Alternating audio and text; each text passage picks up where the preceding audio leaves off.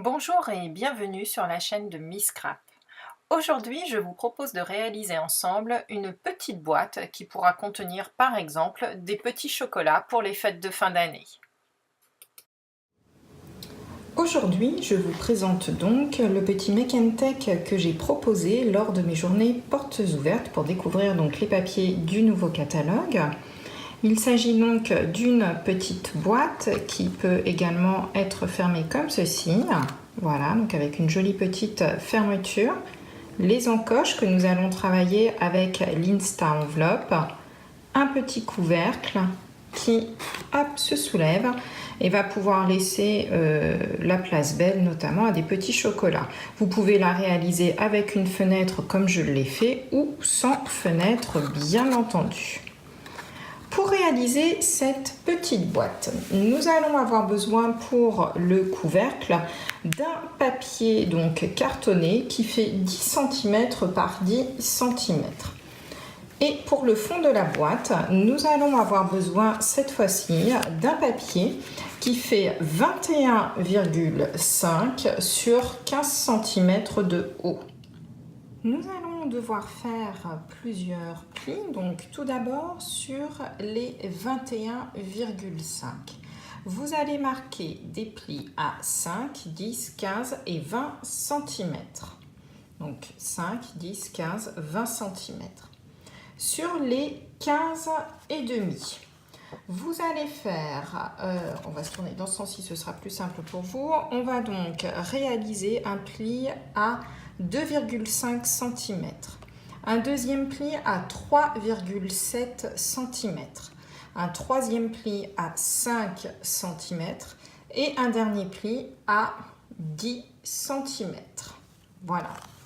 Nous avons donc toute notre base de prête. Nous allons maintenant pouvoir réaliser ici donc nos petites encoches.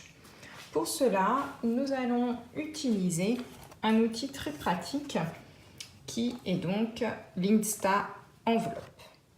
Pour réaliser toutes les petites encoches, vous allez marquer ici tous vos plis, y compris ici la petite languette, comme ceci. Ensuite, vous allez voir que l'on va utiliser l'Insta Enveloppe uniquement pour faire les petites encoches. Nous allons donc prendre ici notre Insta Enveloppe et nous allons nous servir ici de la réglette en centimètres. Vous allez mettre ici les 3 traits de pli vers la droite. Vous positionnez votre papier. Alors faites très attention, comme il y a une double épaisseur de papier, ça risque d'être un petit peu dur à appuyer. Et vous allez placer ici donc le bord de votre papier à 11,3 cm. Ce qui fait ici que le trou que nous allons faire, voilà, hop, se place juste sur la ligne centrale. Je vous le montre, il se place juste ici. Vous faites ceci pour chaque pli. Alors, c'est un petit peu dur, mais c'est normal. Vous faites donc l'opération sur les deux autres plis également. Voilà donc nos petits plis de fait. Je vous propose également aussi d'en réaliser un. Donc ici, donc vous placez votre papier à 11,3 comme les autres fois et ça va vous faire donc votre demi-encoche comme ceci. Voilà, nous avons donc réalisé ici donc les petites encoches. Si vous le souhaitez, vous pouvez également faire ici la petite fenêtre. Cette petite fenêtre, pour moi, je l'ai réalisée donc avec nos framelits ici couture, comme ceci. Et je vous propose de faire votre trou ici sur le deuxième cercle. Une fois cette opération réalisée également, vous pouvez également ici faire couper votre papier de telle sorte ici que l'on fasse les petites biseaux habituels. Je vous montre le résultat. Voici le résultat. Donc nous avons toutes nos encoches. J'ai ici réalisé le cercle donc avec mon petit die effet couture Et je garde notamment le petit rond qui a été fait. Ce petit rond, vous pourrez vous en servir par exemple pour faire ici le haut sur le petit couvercle. Une fois cette opération réalisée, j'ai donc découpé ici en biseau toutes mes petites pattes. J'ai enlevé ici le papier, je vous remonte par rapport à l'original. Voici donc le papier original. Donc j'ai enlevé également ici cette partie-ci. Voilà. Et j'ai déjà positionné mon scotch double face donc sur la petite languette ici. Et lorsque l'on retourne au niveau ici donc du cercle que j'ai déjà positionné. Voilà. Je vous propose maintenant donc ici de ne pas laisser un petit trou. Pour cela, moi j'ai positionné du papier fenêtré, donc un tout petit morceau de papier fenêtré que je viens tout simplement fixer avec 4 petits points de colle, comme ceci. Voilà. Comme ça, ce que je mettrai dans ma boîte ne va pas s'échapper. Nous obtenons donc ceci pour le devant, ceci pour le verso. J'ai également réalisé pour le contour ici de mon petit cercle. Hop, voilà, je cherchais mon papier.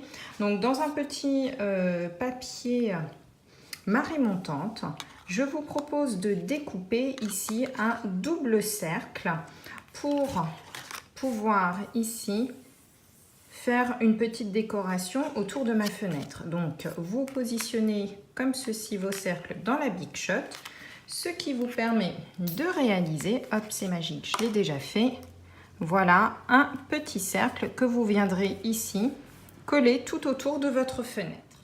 Une fois cette opération réalisée, il ne nous reste plus donc qu'à marquer comme il faut tous nos plis et ensuite à monter notre boîte. Voilà.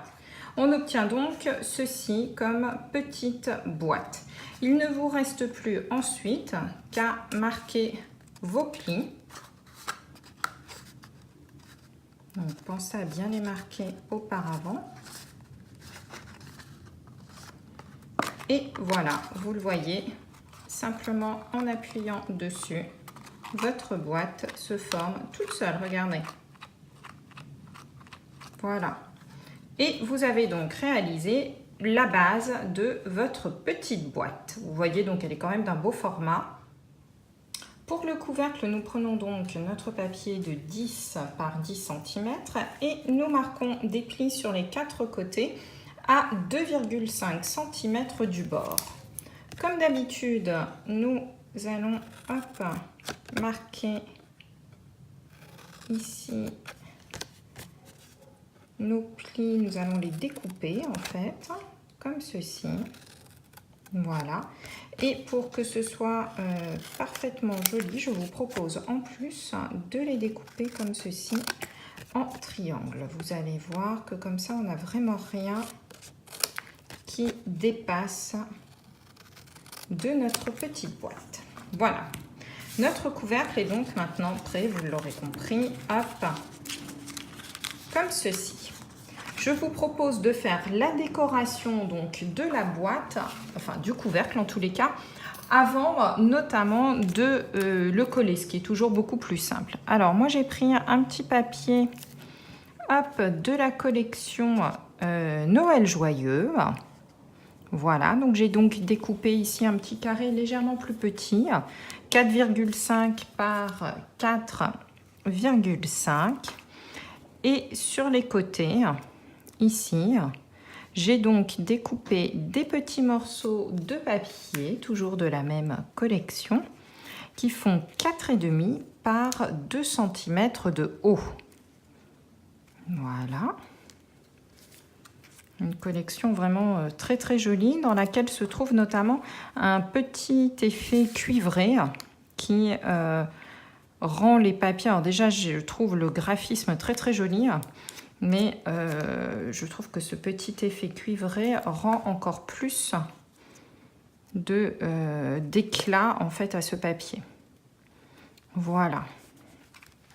Une fois donc que ceci est fait, nous n'avons plus donc qu'à former notre petit couvercle. Donc pour cela, de la colle ou du scotch, hein, comme vous le choisissez. Hop. Hop. Et il ne nous reste plus donc qu'à monter notre couvercle comme ceci. Donc vous faites cette opération à chaque fois pour chacun des côtés. Pour réaliser une petite fantaisie supplémentaire ici, hop, je vous montre sur le couvercle de ma boîte, j'ai réutilisé ici le petit cercle que nous avons découpé lorsque nous avons découpé la boîte. Sur ce petit cercle, j'ai utilisé ici notre pince. Hop, je fais un trou au centre.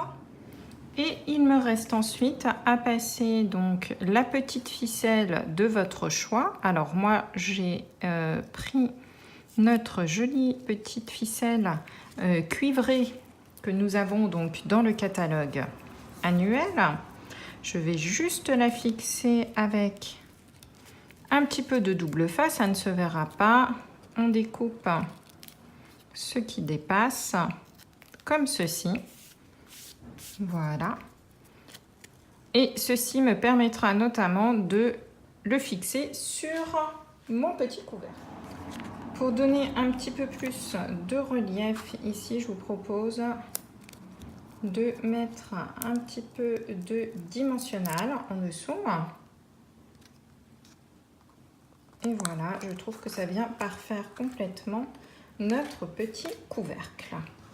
Et notre boîte, notre couvercle vient parfaitement s'associer sur notre boîte. Vous pouvez même y mettre quelques petites décorations avec par exemple un petit cristal du Rhin, comme ceci.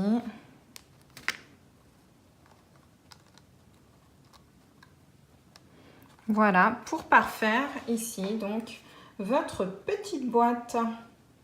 Voilà, j'espère donc que ce petit tutoriel vous aura plu. Je vous dis à bientôt pour une nouvelle vidéo.